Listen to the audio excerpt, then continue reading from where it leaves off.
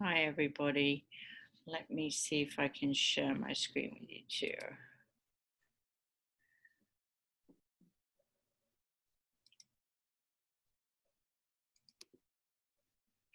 Am I sharing that?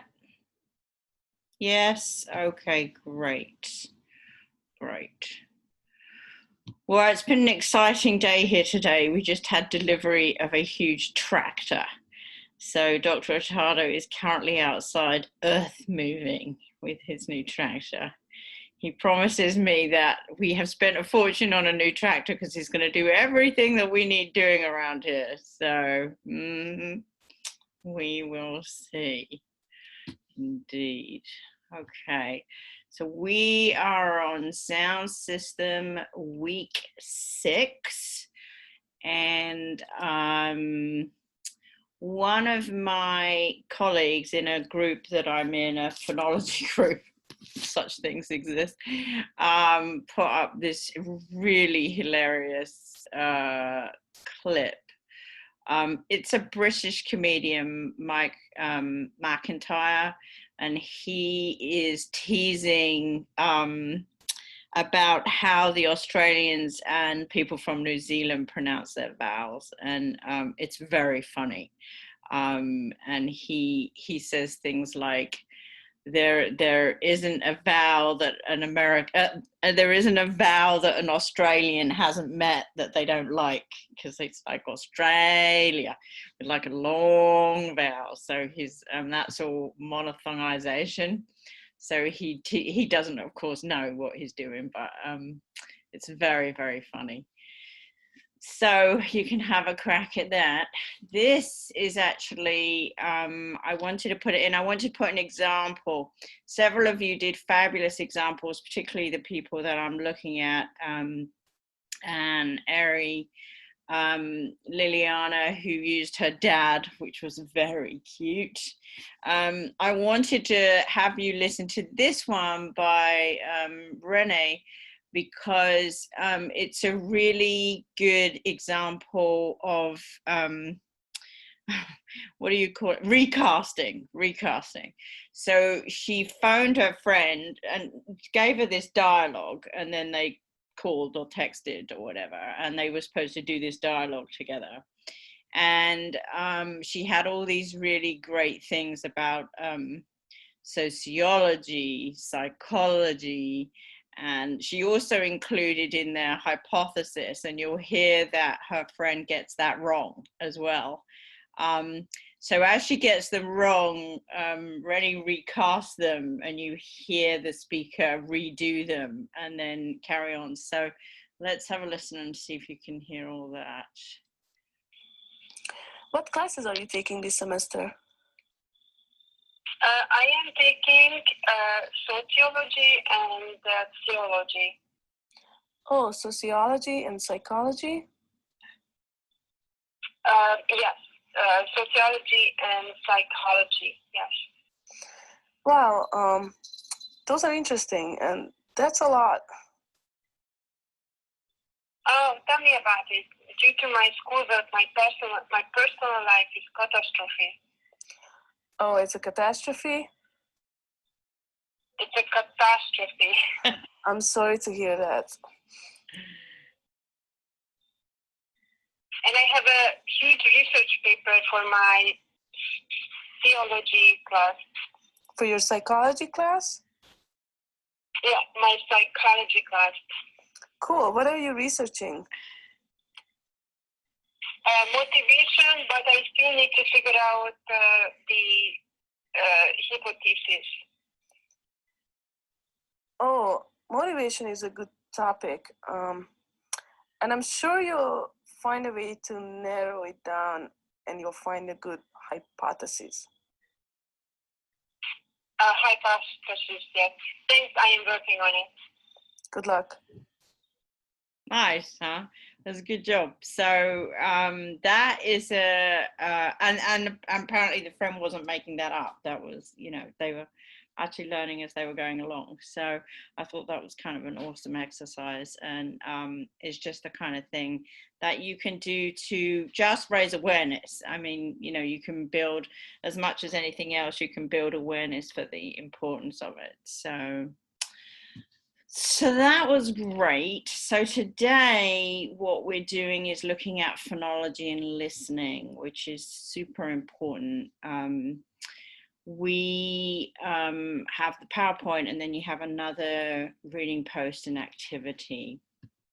So for the next 3 chapters, rather than looking at pieces of the sound system, which of course we'll come back to after midterm, looking at suprasegmentals, we're going to look, your book takes you through how the sound system as a whole interacts with other areas of language. So the next 3 chapters should be quite interesting for you, because the first one today is listening, then there's morphology, and then there's spelling, which of course a lot of you and a lot of your students are constantly sort of fighting that interaction between spelling and phonology. Someone's trying to get in. How do I let them in? Hold on, let me see if I can let them in. Julia, there she goes, she's in. Okay, can you still see my screen? Okay, so yeah, we are going to start with listening, and some of this stuff is going to sound familiar from your TESOL 1 or your TESOL 2, but yeah. Well, where I've decided to do it is look at what Richard Caldwell, whose work you're going to have a look at as part of your activity this week, has called virtuous obstacles. Why is phonology and listening so interesting? What are the virtuous obstacles that we bring with us? What do we think of as teachers that may be helpful but actually might not be helpful? So you can also think of them as myths, right? So myths of effective teaching of the connection between listening and phonology. So we'll look at these as a series of myths, make sure that you understand them. We'll look at how you might work with them. So the first myth is what you can think of as exposure alone. So the more listening, the better, and the sub skills will just take care of themselves. So you just get, so it's like Krashen's model for reading, and it's based on a very historical notion of the fact that reading and listening are passive skills. I've got Caroline coming in now. There we go. So there's an idea that reading and listening are passive skills, and speaking and writing are active skills. And what we know is that isn't true. Like, listening is just as active as anything else. So reading eventually and listening eventually might get you there, but it's the eventually part, so that you can speed up that process by actively working with listening skills. The other sort of myth that's slightly more tricky to handle is this link to reading. So if you, again, this idea of they're both passive skills, something's coming in and you're working with it, which is fine, but we want to sort of recognize the difference between what Richard Caldwell has called sight substance and sound substance. And I like that kind of differentiation. So it confuses those two things. And we've looked at that. We looked at that extensively last week. You looked at that with the linking and everything, that the sight substance, so the citation forms that you get in the written text, often in no way clearly mirror the sound substance. And as this is where many of the problems lay, it's not necessarily very productive to try and deal with it through reading. So you yourself also can get, as a teacher, you can get sort of sidetracked by the reading part of it instead of thinking about how the listening process is actually happening through prominences or through reductions or so on and so forth. So that's the first couple. He's got quite a lot. The next one is the myth of relying too much on context. So again, this is this idea that, you know, you can pick up a lot from context, and that is true. You can pick up a lot from context. It's a useful strategy, but you need to be able to decode a minimal number of words in order to sort of get to the context in the first place. So it's not a reliable substitute for a complete lack of ability to decode, you know, to have that sub skill of working on decoding. The opposite myth is also true, however. If students understand, they have successfully decoded. So this would be if you focused entirely on something like phonics and you had lots and lots of work on isolated phrases and words and that they could then copy and decode. And that's good. But in fact, we know that when L2 listeners, and you'll know this from your own experience of language learning, you don't pick up everything as you go along. You're trying, but you're not. So the fact that you've got to do some decoding, some bottom up and some top down, is really important. We're going to come back to this, but we know that learners, particularly low-level learners, trust their perception of the acoustic signal more than they should, meaning that if they think they've heard something, if they think they've decoded something, even if it would be a very weird thing to decode, or something else might seem to be more appropriate to the context, they'll hang on to the thought that they decoded that. Okay, they're much more trustworthy than they should be of how they've decoded something, and we are going to come back to that, so we'll talk a little bit more about that.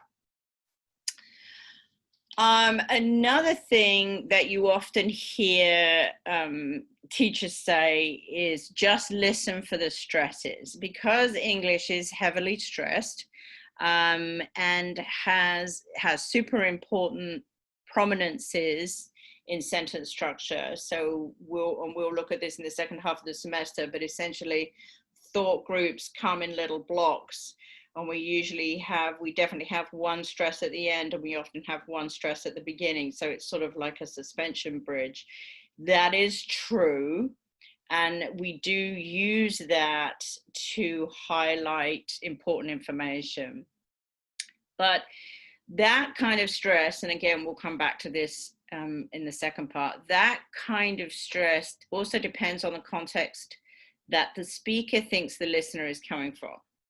So the speaker will stress what they think the listener will think is important, okay? So there's a certain amount of guesswork and strategy going on. So if the speaker says something that they think the listener already understands, and so they don't stress it, but in fact the listener does not already understand that, then you lose that advantage, okay? Because the listener actually needs to be listening for everything.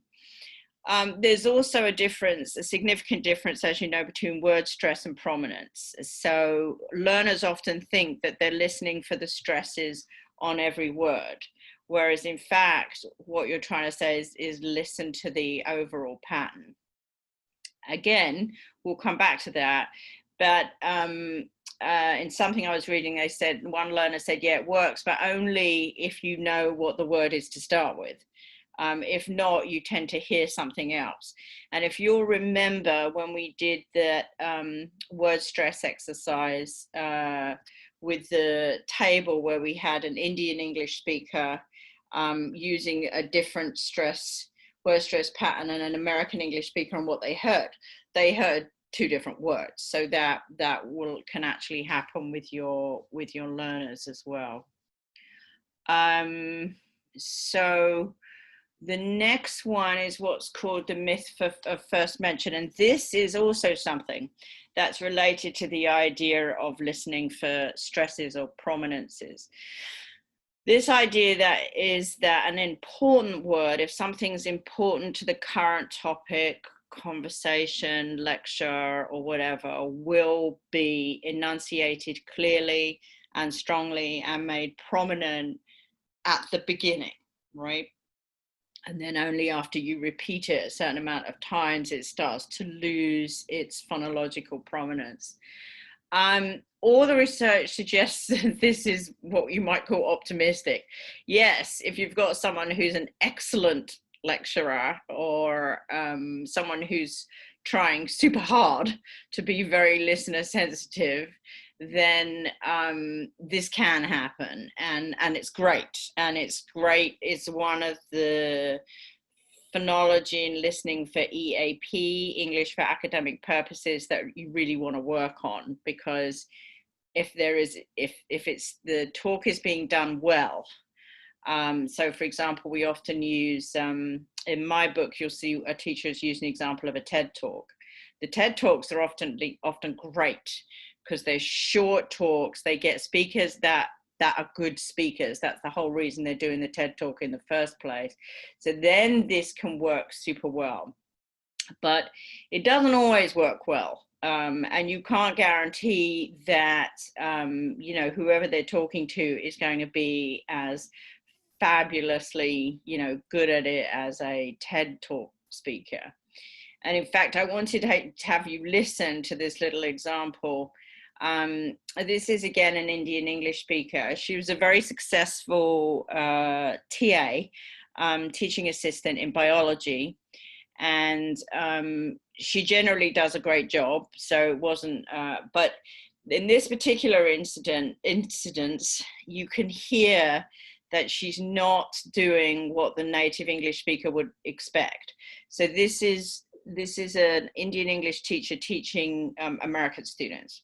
And her first line, so her opening thing, what they're going to talk about that day that's so important, is when she says, today we'll talk about the differences between DNA and RNA. Okay. So as an American student, you would expect her to say, today we talk about the differences between DNA and RNA, right? Because that's you'd expect the sounds, the prominences to match the two things that are being compared. Okay, I want you to listen to how she says it. Today we'll talk about the differences between DNA and RNA. Did you hear that? Let me play again. Today we'll talk about the differences between DNA and RNA. So the comparison between DNA and RNA disappears. What you get is, today we'll talk about DNA and RNA. Okay, so the major stress has fallen on the wrong place. Okay, so now you're missing the fact that you're about to compare these two separate things. Have another listen, a couple of listens, and you should be able to hear it. Today we'll talk about the differences between DNA and RNA. Today we'll talk about the differences between DNA and RNA. DNA and RNA instead of DNA and RNA. Okay, so this happens a lot. That's not just because she's an Indian English speaker. We all, I mean, in this particular case, her stress patterns are matching her variety. But the point is that you can't expect that to always happen. So your second language listener can't rely on that as a strategy. Another one that's become very common under communicative language methodology, but also particularly task-based learning, where there seems to be some genuine confusion about how task-based learning works. I'm sure you've done task-based learning in TESOL 1 or TESOL 2, but essentially task-based learning comes under communicative learning and is a stage process. And the first process of the stage is supposed to be what's called pedagogical tasks. So tasks that mirror natural tasks, but are not actual natural tasks. But from what a lot of materials I've seen now from teachers and some students is a sort of immediate jump to the actual task. So instead of doing training materials that sort of can get them to the actual task, there's just like, well, we need to use authentic materials because it's an authentic task. So we're just going to go right into listening to NPR, you know, and I'm not going to spend time on designed materials that are designed to help with some of the sub skills that might be needed. So we don't want to throw the baby out with the bathwater. I mean, it's true that you don't want to spend your whole time with your learners having dialogues that say, hello, Jane, how are you today? I'm good.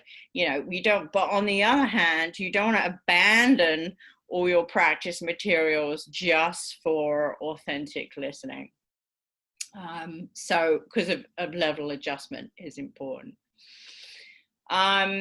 And then another thing is, they know this, we did this in pronunciation. So this is sort of the link between what we talked about last week and what we're talking about this week. So in terms of reduction, or the week before, reduction, linking, and so on. Yes, you do them in pronunciation, but you tend to do them in isolation. I had you practice with those 10 sentences, which, by the way, you guys did great, because it's not, especially, by the way, those of you who are second language learners, I was particularly impressed with how well you pulled that together. But, you know, we focused on tiny isolated segments, whereas when you're talking about long samples of authentic speech, that's only going to take you so far. So, because we don't tend to practice that in discourse context and phonology.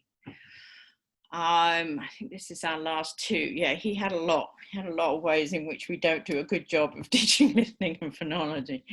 Another one was to provide listeners with a transcript. Okay, so again, transcripts can be super useful and you should use them, and I use them, but they can't be in the place of a sound substance, in the sense that, again, you want to be careful you're not obscuring the problems that learners are actually having, understanding the actual phonological processes in the listening, rather than the materials in the citation form.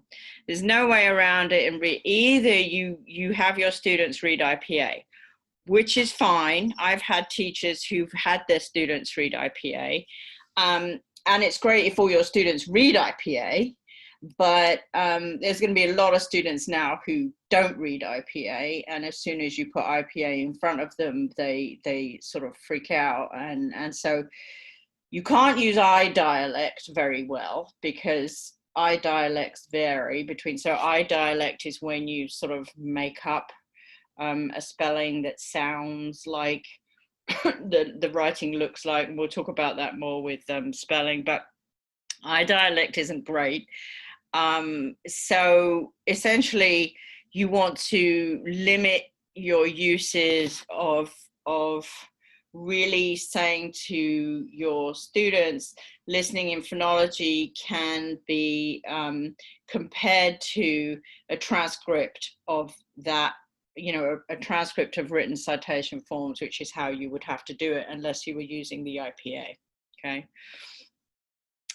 You can use it as a scaffold to help you do certain things, but you don't want to not teach sub-skills by doing that.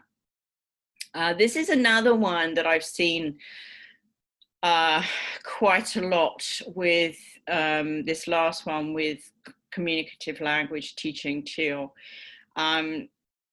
that again, with this obsession with authentic materials and authentic situations and so on, again, I don't object to that. And authentic listening is a super important part of the experience, but it's this idea of only one listening. So I can't let my students listen to this more than once, because in a real situation, in a real life situation, you only get to hear this thing once. Okay, so that's true, although one thing you can start teaching your learners to do is what's called active listening skills, which is saying, I'm sorry, could you say that again? So you can hear it twice. But also, it's, as it says here, it's a goal mimicking experience. It's not a training experience, right? It's saying that you're trying to get them to do something that you haven't trained them to do yet. Right? This is the thing that you want them to be able to do after you've been working with them for a while. So it's also true, and we know this more and more, how important this is, that in the real world, we normalize who we're interacting with. We generally tend to interact with the same kinds of people or the same people. So we normalize their voices, and we can understand them more easily over time, because this happens over a period of time.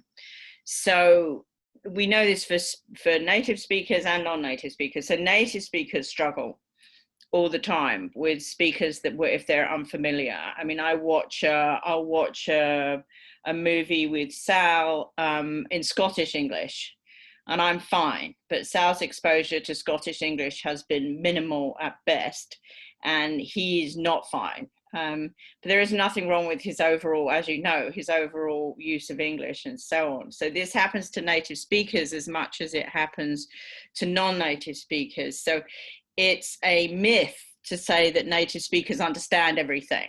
You know, they don't. A, they don't understand everything, and because of all the differences, and B, they often use active listening skills in order to understand something, which could be as sort of informal as, huh, what? Or as formal as, could you say that again, please, because I didn't catch it, you know, but we do that all the time.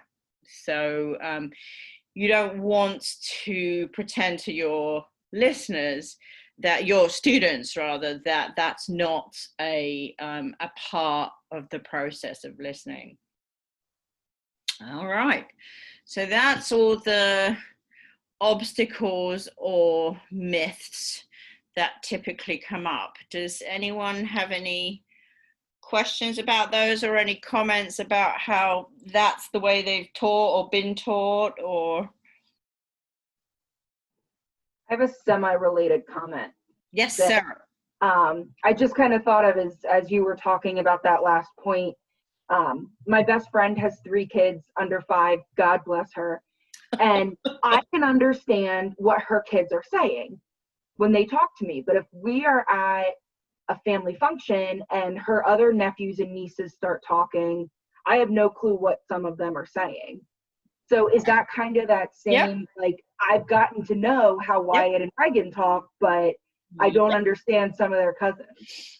That's exactly correct, Sarah, and that's what we call normalizing. It's normalization is what it's called in the literature. It basically means to you that voices become more and more part of your normal pattern of hearing, and to other people this also happened with me. My goddaughter's sister, little sister, had just a terrible time with vowels for some reason. She's a native speaker, but she I don't know what the problem was, but it got really bad. I mean, when they came to stay here a couple of times, I felt really bad, because poor Sarah was saying something, and I would literally have to look at her sister and say, I got nothing here, you know. And she was 6, 7.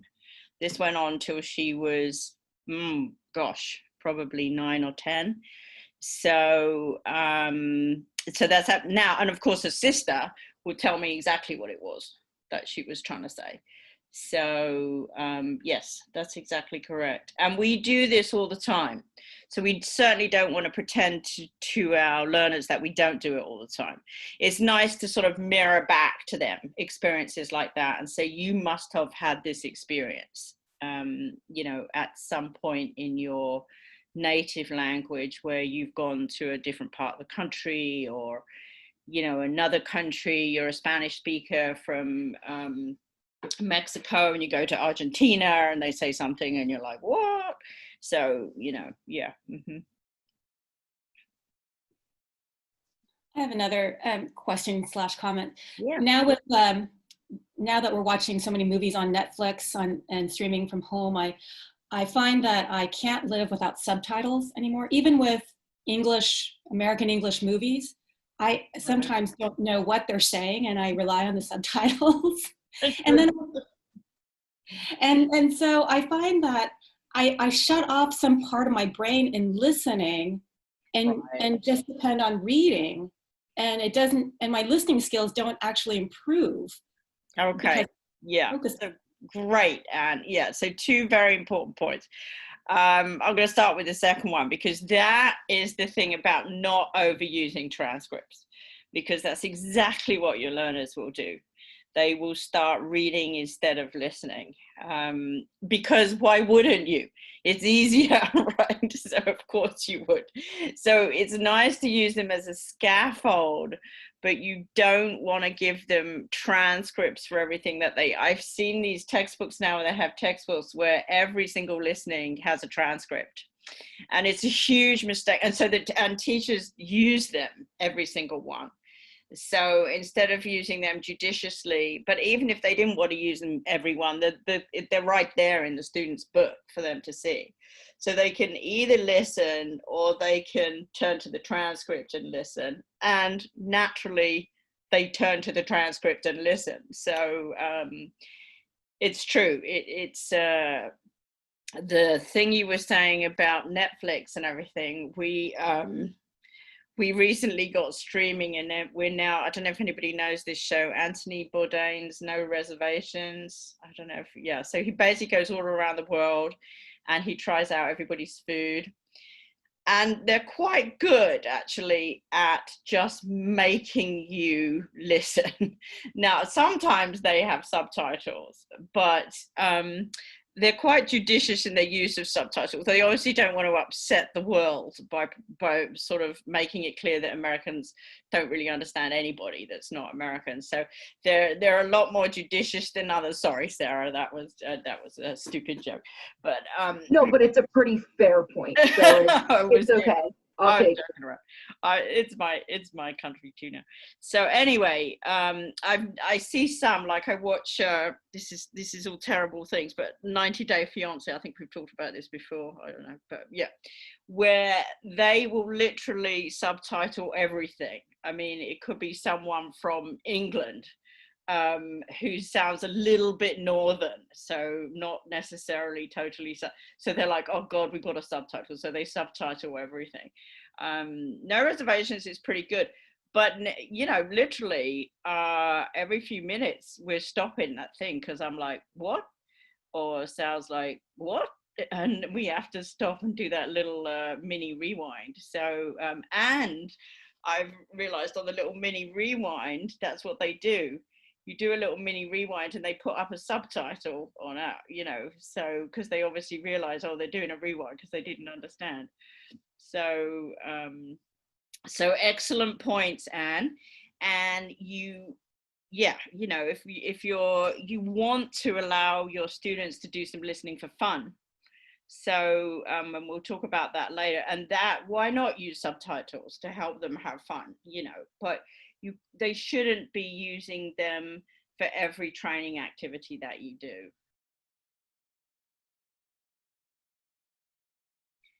Any other? Okay then. All right, so having spent an hour, just half an hour working out what we're not supposed to do, the question is what we should do, right? Which I'm sure you're much more interested in. Well, bits of these myths are all important, right? As I've been saying, authentic materials are important. Using context is important. Extensive listening is important. Understanding stress is important. But none of these are the elixir, right? None of these are going to be the easy fix. So if you're working with your students on phonology and listening, somehow in that tiny little curriculum time that you have, you've got to try and do a little bit of all of these things. Okay, so they should recognize all of these skills as necessary for improving phonology and listening. So let's go back through each of them and talk about how you might do that. So the first thing we talked about was exposure, and extensive exposure is important, right? It's critical, like it is with anything. But it's important to think about types of exposure depending upon whether you're working in ESL or EFL. It's easy in EFL, and I know I did this when I was teaching English as a foreign language in Hungary and in other places, to focus almost entirely on classroom-based listening out of your textbook, okay? But it's frequently very uniform. Like I remember this NPR textbook that we had that had all the transcripts and had one NPR interview after another. So, I mean, it's nice. It's authentic voices in the sense it was NPR interviews, but it's one kind of listening genre. And they always approached it in exactly the same way. So if you're EFL, for example, if you're ESL, you can come up with lots of different ways. If you're EFL, you know, you can, now you've got podcasts that you can listen to. Like I say, you can do movie night or afternoon. You can do radio shows like the BBC World Service. You can have your students respond to those podcasts by speaking, not by writing, by sending you an MP4 saying, oh, I listened to so-and-so. Here's what I found, you know, easy to understand. TED Talks, like I say, TED Talks are great. Students love TED Talks. They're 15 minutes. They can pick one that they like, or 90 minutes or whatever it is. They can pick one that they like. They can pick a speaker they like. They are particularly awesome for highly intelligible non-native speakers, which is what my friend uses them for in my book that we'll look at in the second half. She has them pick out, like, so if it's a Chinese student, she has the Chinese student pick out a Chinese accented English speaker, so a foreign language speaker who's actually Chinese, but highly intelligible, which is why they've picked them for the, you know, so they've picked them for the TED Talk. So these kind of resources now are great and can sort of focus your students on different ideas about what they might want to listen for. One of the next ones we looked at was listening for prominences, this idea of listening for stresses, right? So yes, stresses, sentence prominences are critical. We particularly know that's true for native speakers listening to non-native speakers. So we had that example with the different words from an American listening to an Indian English speaker. It's also important on the flip, but for non-native speakers. So this is often done. So now I'm going to sort of attach some of these materials to the materials. You've got these materials already in your book. So this is often done with dialogues, and there's one on 372 is page 372 in your book, gives you a fairly classic set of samples. So watch out, don't get near the wall. Why? What's the problem? There's wet paint. Where? On the door. When did that happen? Right? So these ideas of, now true, they're sort of, I can't help sounding like an idiot when you say them because they sound very strange, but they're good if you've got a student who's really not, who's stressing everything, which is very, very common with low level and early mid-intermediate level students. They'll just say, watch out, don't go near the wall. and everything will have an equal stress. So this is quite a nice way of doing it. But again, so this is Charlie Brown. I don't know if any of you know, everybody knows the Charlie Brown cartoons, but it's interesting in this Charlie Brown cartoon, you can see that he's hearing the prominences, right? He's like, wah, wah, wah, wah, wah, wah, wah, wah, wah, wah, wah, wah, wah, wah, wah, wah, wah. So on the other hand, we can't assume that learners are doing anything other than hearing wah, wah, wah, wah, wah, wah, wah. So you can't assume that they understand that they're prominences, even if they can hear them, that they're prominences, right? So you want to do some work with that. Okay, let's come back to this idea of context versus the acoustic signal. So you have some examples in your book on page 369. What am I looking for? 370. If you go to 369, you've got sample student transcriptions of native speaker speech. And in fact, these are very good. I mean, whoever was transcribing these did a great job. But so, for example, the native speaker says, I mean, is there any person alive that doesn't want to understand? And the non-native speaker transcribes that as, I mean, is there any personal life that doesn't want to understand? Okay. So it doesn't actually make any semantic sense, but we find that all the time, that learners are particularly prone to just saying, that's what I heard, and writing it down, even if they're grown adults, and you then say to them in their own language, or, you know, that makes no sense, right? They still are committed to that acoustic signal as opposed to trying to think about the contextual sense. An excellent example of this was in some work by Jenny Jenkins, where she had students, that typical exercise where you have students pictures, each student has a picture and they have to say what's different about their pictures. So, you know, point out the 6 differences or 5 differences between the, so they have to describe their pictures to each other in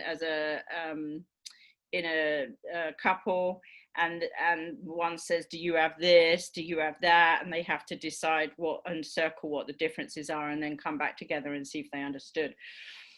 So this is British English data, not American English data. And in British English, we can say, I'm going to let a car, I don't know if you know this or not, you might know this, but we can say we're going to let a car. I need to let a car. And let a car means rent a car, basically. So you can let a house, renting a house, you can let a car, renting a car, so on and so forth. So in this example she has, the 2 learners say, one says, do you have a let car in your picture? And the other learner says, let. No. So the learner says, the first learner says, oh, no let car. No, right, okay, that's a difference. When you look at it, what the learner was trying to say was red car. Okay, but there was a problem with the L and the R on the front end of the syllable, and there was a problem with the voicing on the back end of the syllable. So instead of red, it sounded like let, okay, more like let than red. However, the learner, the one that's listening, is staring at a big red car. So you would think that they would say, do you mean red, right? As opposed to le, or whatever it was that came out. You know, you'd think they'd just look at the context. I mean, these are grown adults, right? And say, maybe they mean a red car, right? So when she goes over this afterwards and they realize they got this wrong, you know, the learner says, no, but they didn't say red. They said let. They said car for let, you know, and not, so I didn't even ask. I assumed, so the two learners had thought one had a red car and one had a car that had a "For Let" sign above it or something. So it was very interesting. They sort of bypassed the whole car stuff and missed it. But it was an excellent example of not looking at the overall context, but saying, I understand the acoustic signal and I'm only going to go with that acoustic signal.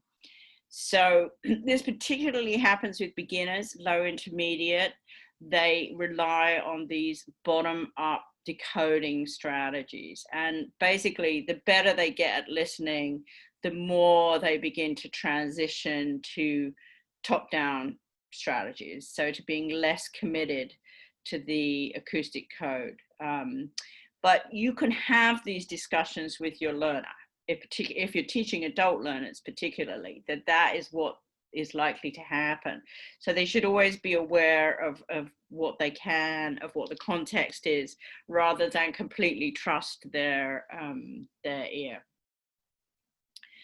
So top down is just as important, right? So you're decoding from the bottom up, but also top down. And typically in the materials that you find in pedagogy, that's done in pre-listening exercises.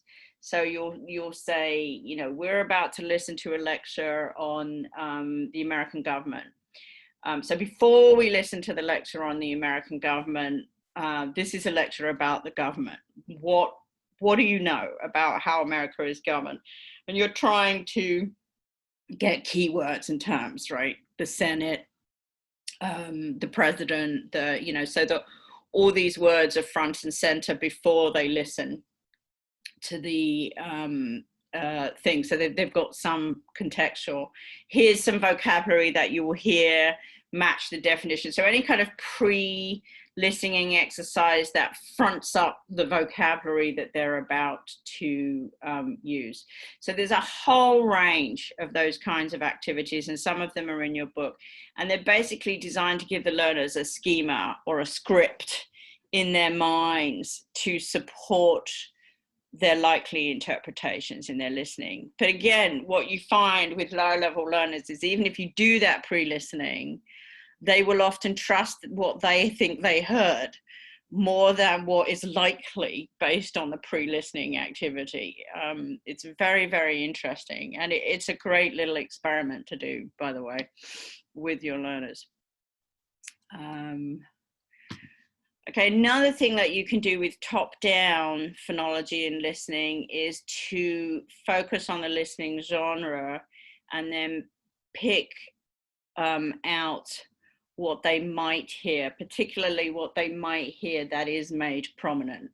So if they have a good lecturer, for example, in a lecture, you can see on page 387 of your book, they've given you these listening signals. So 387, yeah.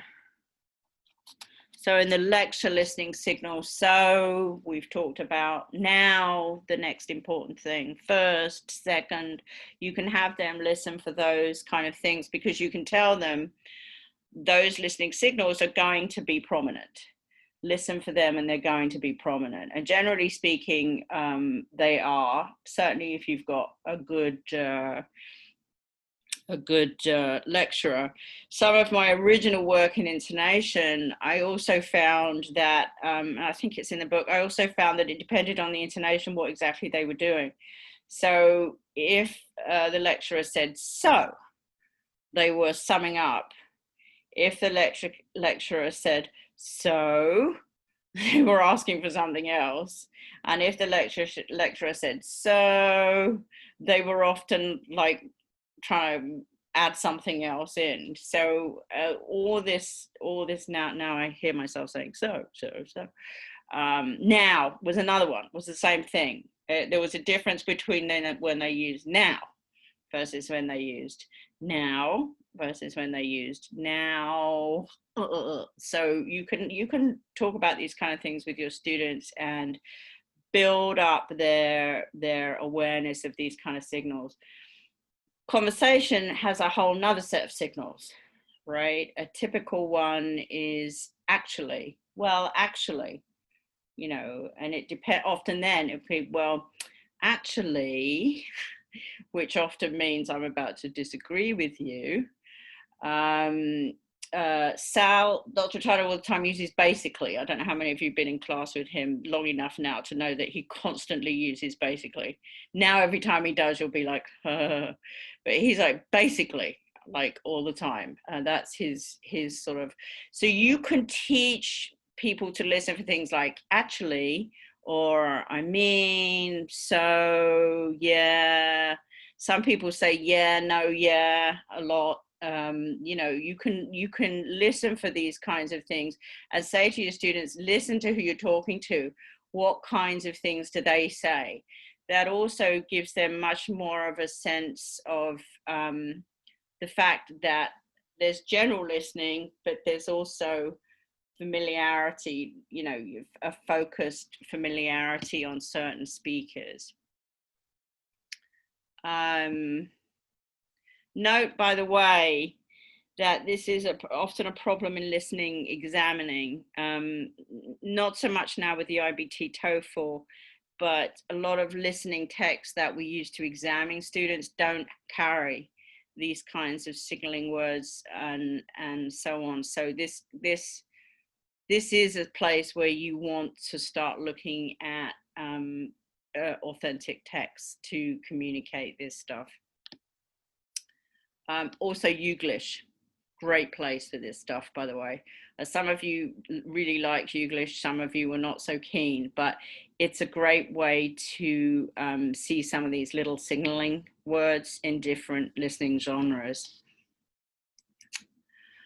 All right, so decoding the acoustic signal, you know, there has to be some minimal level at which your learner can do this. So balancing this idea of top-down contextual work has to be this sort of bottom-up decoding work. Your book has a bunch of activities on bottom-up decoding work that you can work through. There's a nice one on distinguishing word boundaries on 382. You can have some fun with this. They give you a cartoon on there. You can have some fun with what people might be hearing. There's a range of exercises like gap fill. You know, you have everything and then you have a little gap, or multiple choice gap fills where you say, did they just say well or wheel, we apostrophe LL, you know, like you can have these multiple choice gap fills to make them think about what's appropriate to go into that place, rather than just focus on the acoustic signal. Guess from context exercises. I used to use, I'll tell you who I used to use. Does anyone know Tracy Chapman, the singer? Tracy Chapman, so good. Well, the other thing is she's super clear.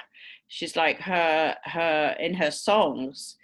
I mean, it's normal singing, but it's also super clear. So I used to use her. So slightly depressing, it has to be said.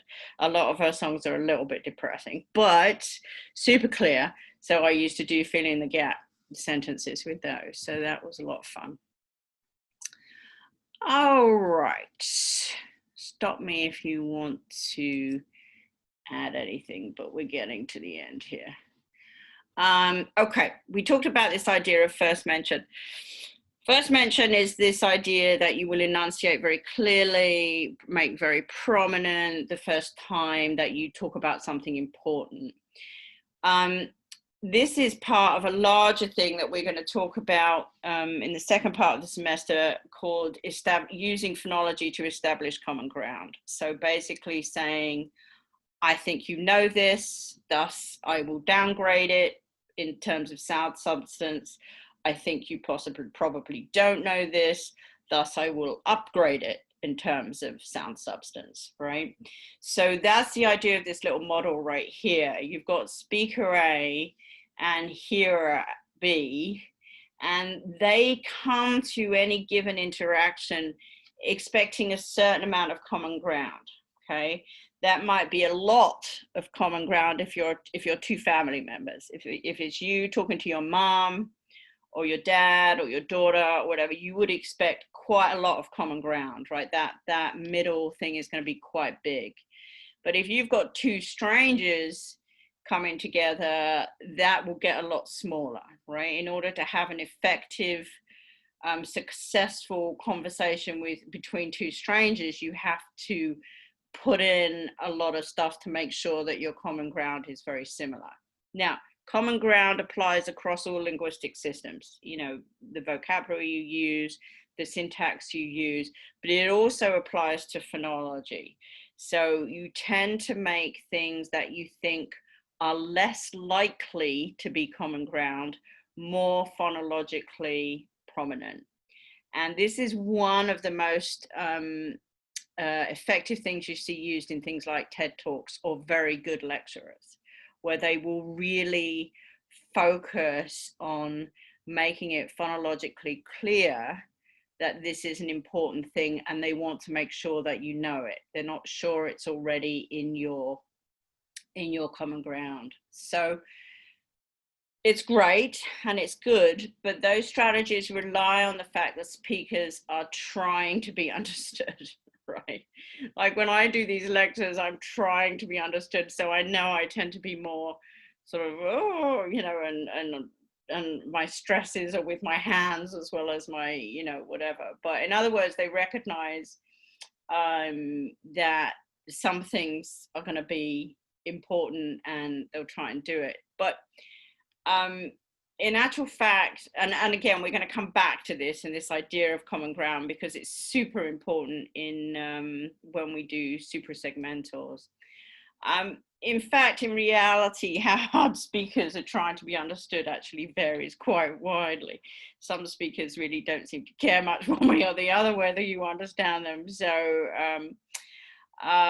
this applies even to speakers who know that their job is to communicate. So having dealt with many doctors over the years and having dealt with many teachers over the years, some of them are great, some of them are dreadful, and you have to really, you know, push them to try and explain to you what the important things are, because they just sort of, you know, gloss over them. So it's important to practice. This is a great way where you can do some practice training. You can pick out some really good examples. It's true they're not always going to hear good examples, but this is a way to help them learn that this is a nice strategy. You just can't rely on it all of the time.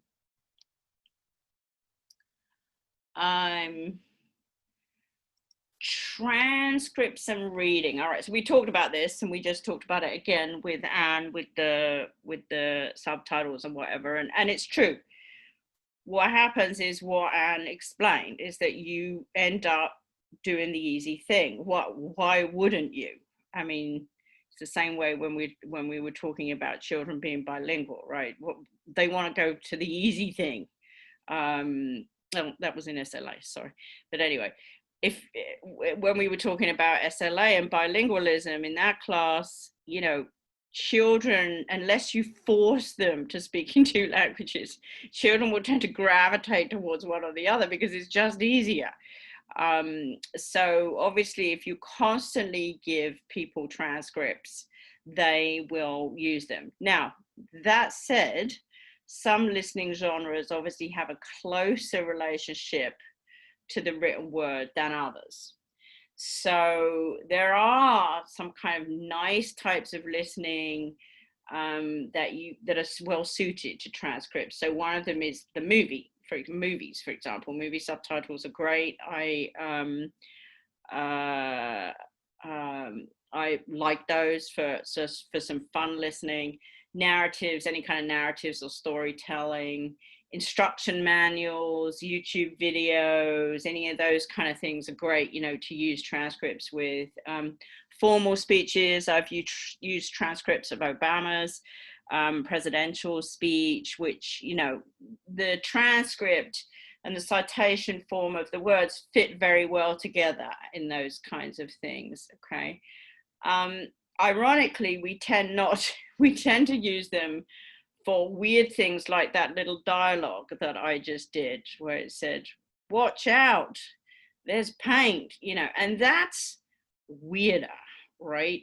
What I would do in that case is take out the transcript altogether and just do something that had much more like an old-fashioned oral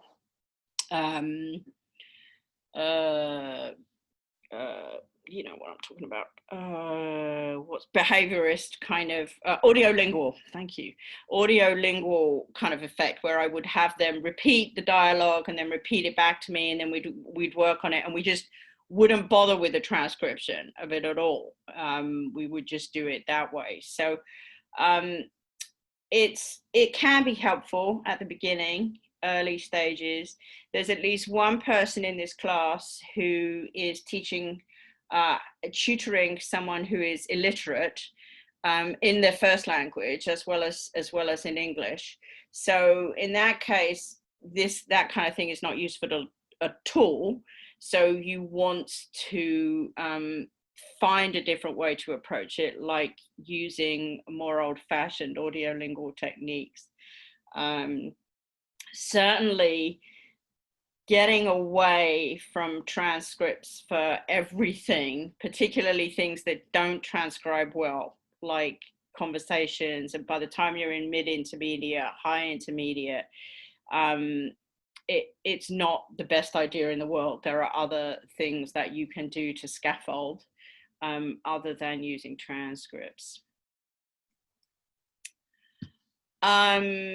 This was the authentic materials thing. You have to have authentic materials. So here it's important not to confuse training with the final goal.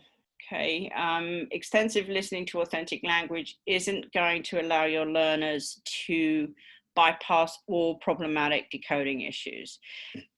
This is the same thing I come back to a lot, which is if you're an adult learner, you have the ability to understand what's going on. You have the cognitive ability, and you have your experience in your first language to understand metalinguistic performance and metalinguistic expressions. So you can talk to them about this. You don't just have to say, go away and listen to everything that you can listen to, and good luck with that. It can be very good to help learners pick out familiar signals. So for example, if you have them listen to a lecture a week or whatever, or part of a lecture a week, this will help them with kind of the signaling. They'll start hearing, if you pick out good ones, they'll start hearing these certain signaling things that can help them. But without targeted listening, and this might be something that you see with either grown children who just arrived in an English-speaking environment, or your parents or grandparents who came when they were much older. They often fossilize in terms of phonology and listening. They can't hear certain things, and they no longer try. So they have a certain level of listening, and then they rely on other strategies. Maybe they rely on their wife or their husband who understands things a little bit better, or they rely on being able to read something, or they basically have other strategies because they can't work out the decoding. So it's the same as with anything else with a second language. If you stop doing any kind of decoding instruction, then the person will keep moving, but not necessarily in the direction that you hoped, and often using sideways, roundabout strategies to get past that problem.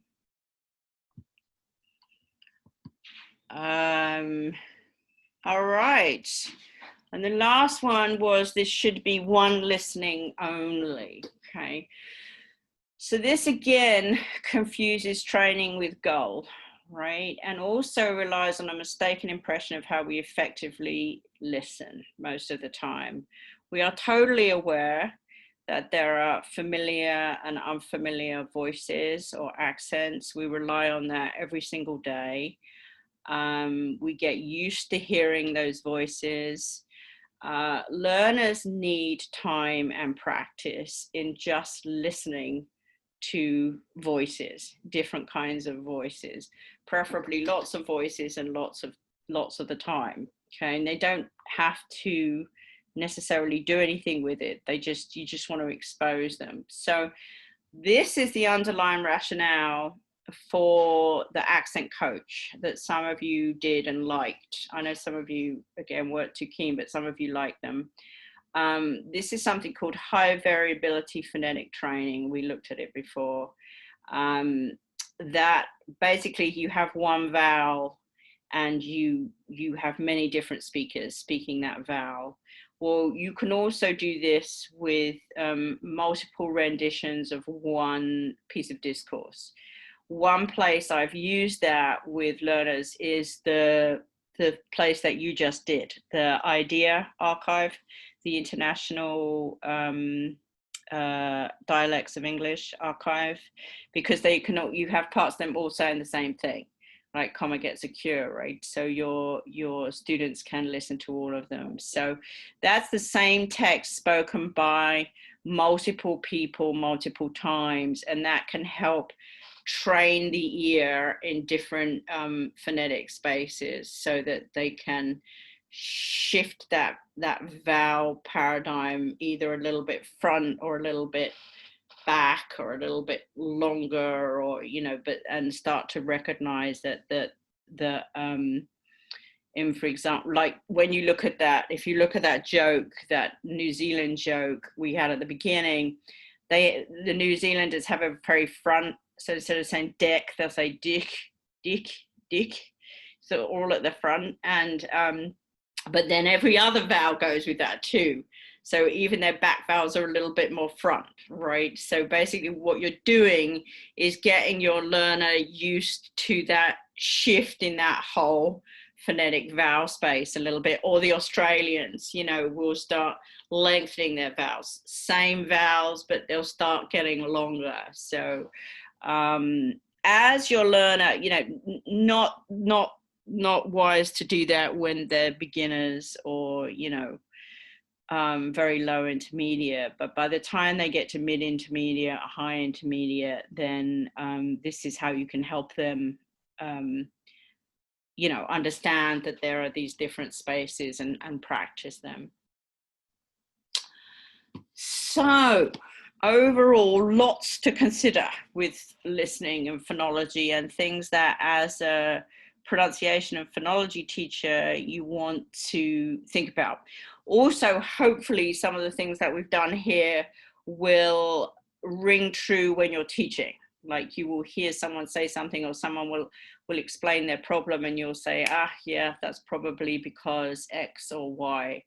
So in general, though, with listening, don't assume it's a passive skill. It is not a passive skill. It's a skill that you can do lots of strategies and skill work in to help your learners become more and more successful, which is what I said on the second. Active listening requires a range of skills and strategies. So yeah, most of which we've looked at today. All right.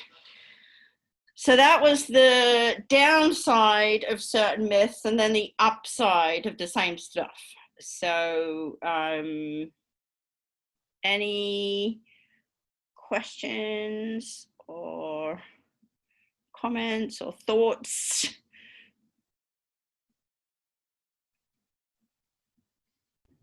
I thought it was really interesting about the transcription, because I know when I was learning another language, I was learning Arabic before, they didn't want to teach us the alphabet. So at first, because we didn't know how to, they didn't want to overwhelm us. So the first year was just listening, and it was really hard because they told us don't transcribe because you might do it wrong, and then you're putting in sounds that shouldn't be there. But I still transcribed. And once we started learning, I realized that, yeah, I was saying certain words wrong because I was putting in letters that I thought I was hearing, but they weren't there.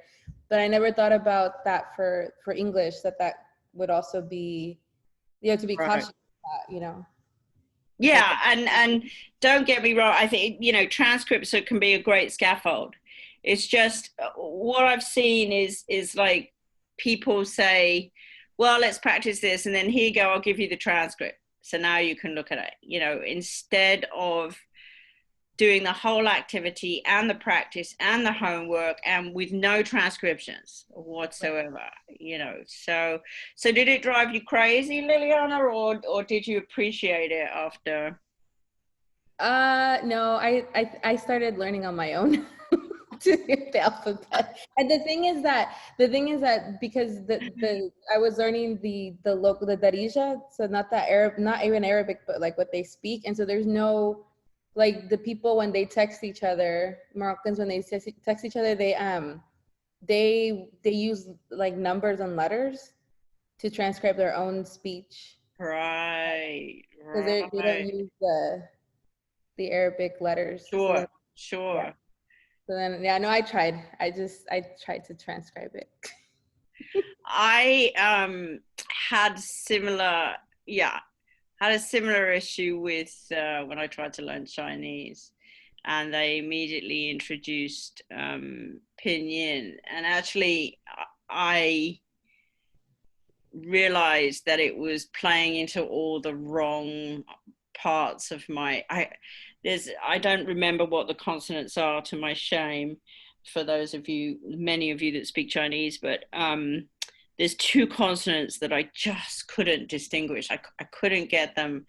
And I felt, you know, we were constantly looking at them in pinyin. I felt like if I had just been able to abandon that whole thing and just listen, it might have been easier. But they had no sort of progressive techniques in terms of pick the multiple choice one that you hear, or, you know, it was always just through the pinyin. And I actually gave up on the Chinese too. So. And then I wanted to comment, I guess, one last thing with the authentic, like offering different variations of English. I know, like, when a lot of my family, they lived in California and then they moved here. And so there was a lot, they hadn't heard a lot of the African-American English. And so a lot of them they struggled a lot when they would interact with African-American English. And so I think that was when you said that, I remembered that would be like, that's something to be able to introduce different. Yeah. Well, this was actually a huge problem when I was living in Georgia for many of our learners, because many of our learners, we were teaching in Atlanta. So many of the learners were coming in, they didn't have cars or anything like that. So they were coming in on buses and on trains. And by far the majority of people traveling with them into downtown Atlanta on buses and trains were African Americans. So they would often come in and say, well, I just didn't understand anything. How can you help me understand? Someone tried to have a conversation with me, I think, but I couldn't understand anything they were saying, you know. So it is tricky. It's really, now that's a matter of, I mean, we did talk to them about it, but obviously I can't. Oh, and the other thing I did was actually bring in a couple of African-American students into my class and say, you know, talk to them, just talk, you know, because obviously there's lots of different kinds of strengths, if you like, of African-American English too. So, but it gave the students a chance to ask questions, you know, and say, you know, I thought I heard something like X. Could I have heard that, or would it have been something else? So, yeah, that's absolutely. And it's important to say to your learners that, or your family in your case, that, you know, everybody has that, you know, has that problem too with unfamiliar dialects and unfamiliar voices. Yeah.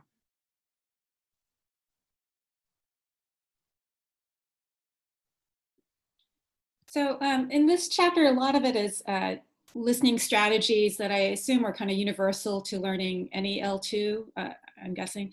But there's something that kind of struck me in one of the sections was about listening for thought groups, and it talks about how ESL or EFL learners struggle with that in particular. And I'm wondering, is there something, don't all languages have thought groups, or wouldn't they transfer their knowledge of their L1 to learning their L2 and pick up on these?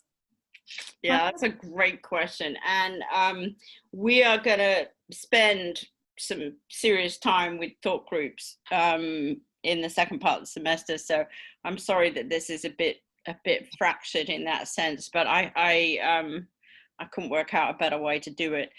I mean, it was stupid to go backwards and forwards between my book and this book on stuff like that. So there's some things that I'll ask you to bear with me with your patience. But yes, yes and no, interestingly enough, Anne.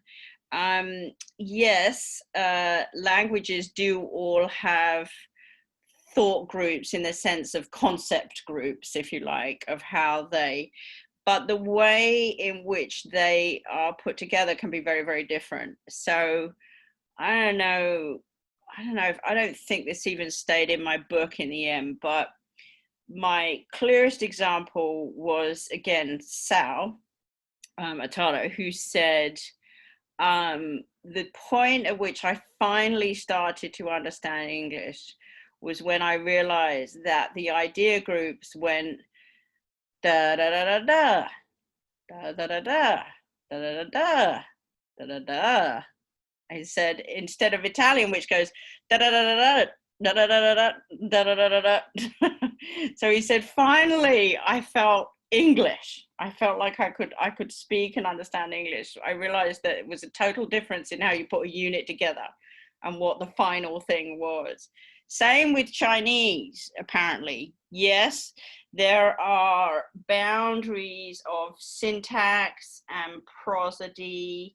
And so a thought group boundary is basically a multi-cued boundary. So it's cued usually by syntax, by phonology, and by pause, all sort of, and prominence, all sort of banging up against each other and making you say, okay, that's the end of a unit. So there are those, I did a book review actually of a guy who looked at those in Chinese, but they're totally different. The cues that signal those are idea units or concept units are different from the phonological cues and the syntactic cues than the ones in English. Isn't that interesting? So yeah, you can't actually just directly transfer it. Obviously, you can directly transfer the idea that we speak in units with pauses in between them, but exactly, they don't align exactly between all languages. So it's sort of super interesting, actually. The Arabic, Liliana was talking about Arabic. There are cues, they have much stronger cues with volume than they do with pitch. So often Arabic, particularly young Arabic male speakers, can be considered to be angry or rude when they use these cues. Liliana's laughing. When they use these cues in English. And so, in fact, they're end of idea unit cues and all kinds of things, but they're perceived by second language speakers in a completely different way, by native speaker listeners in a completely different way. So it's often not as helpful as you'd hope it would be. Theoretically, conceptually, very helpful. Practically, in terms of how those are realized, not necessarily as helpful. Not necessarily is anywhere near as intuitive as you would hope it would be. Does that make sense?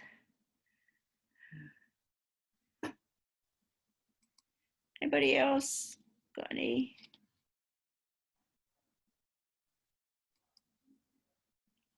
All right. Well, in that case, that was fun. And I've got a couple of things for you to do. I'm super looking forward to your, how did you find that, by the way, that Mexican speaker doing the phonetic analysis? I haven't looked at anybody's work yet. How did you find that difficult or interesting or quite straightforward? Anne, you've got your little yellow box on. You tell me how you found it. Well, the fact that she had no intonation to her speech made it very tedious to listen to over and over again. Yes. I found it to be quite challenging. Yeah. Although one of the reasons I did that, Anne, was because I didn't want you to focus on the intonation issues because we haven't done it yet. But yeah, I think I said that last week before. It's a little difficult, but yeah, it should have been. It should have been not necessarily particularly straightforward. You need practice in doing pronunciation assessments. So this was potentially your first ever one. So, or especially with that kind of speaker. So I didn't expect anyone to sort of say, oh, that was a total breeze. But the more you do it, especially with like a rubric that you develop of like consonants, vowels, linking, and the easier it is to hear. Liliana, did you feel you had an easier time because it was a Spanish speaker? I definitely, like, what's it called? I identified some of the problems. I was like, oh, okay, I know what she's doing. Like I could see that. I think that was what I should have done though. I was struggling to put it in like a format. And I would see a rubric. I'm like, oh, I should have used a rubric because there were certain things that she was saying. Right. Yeah, I should have made that actually is a really good.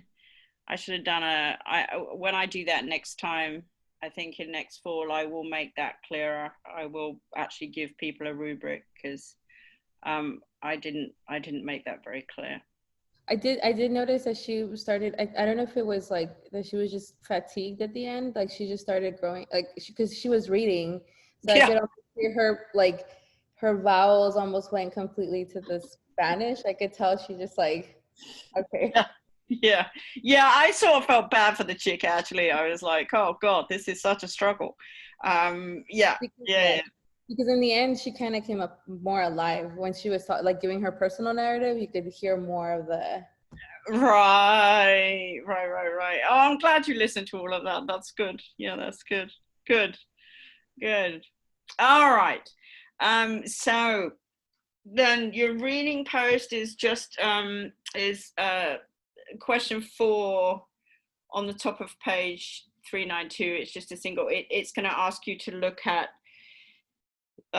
What they have is the thing we looked at before where you have a native speaker saying something and a non-native speaker transcribing it, and it's asking you to say based on what the non-native speaker has actually transcribed, what do you think they have having a problem hearing? So it's decoding. And then your activity this week is to go to Richard Caldwell's site. Richard is a good friend of mine, but also has won several prizes just simply because of his listening and phonology work. So he's retiring now, but he spent lots and lots of time putting together these materials. So if you go to his website, it's speechinaction.org. And then you can sort of go around there and look at lots of interesting things, and but specifically for your activity, I want you to go to the blog note, and then you'll see numbers of blogs. So blog numbers from 2020 to 2018 to 2018 to 2016.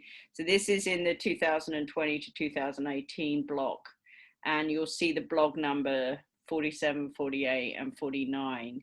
And I want you to look at those blogs. You read them, but there's also some sound that goes with them. And they're talking about a particular study and discuss how you might use that knowledge in the classroom. I've also added that blog number 46 is Richard's review of my book. So it also might be worth you having a little look before you before you read my book. He amused himself greatly because he, in my, what do you call it? My acknowledgement page, I acknowledged the importance of my dogs, and I listed them all. And Richard thought that was, well, he basically thought I'd lost my mind and I'd been in America way too long. Because he said no British person would ever do that. But there you go. Anywho, that's what I want you to do for this week. And if you're good with all of that, then we are done. As usual, I will stay on the line in case anybody wants to talk to me. Otherwise, thank you very much, and I'll see you this time next week.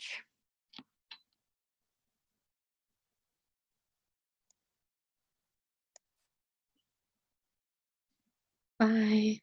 Bye, Dr. Pickering. Hi, Julia. I saw you there.